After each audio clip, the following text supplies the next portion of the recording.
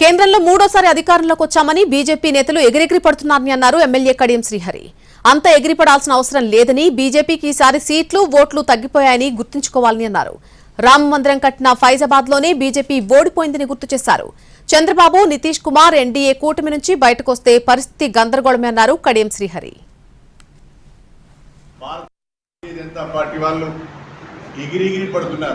ఎగిరిపడవలసినంత ఆనందపడవలసిన ఫలితాలు దేశవ్యాప్తంగా రాలేదు.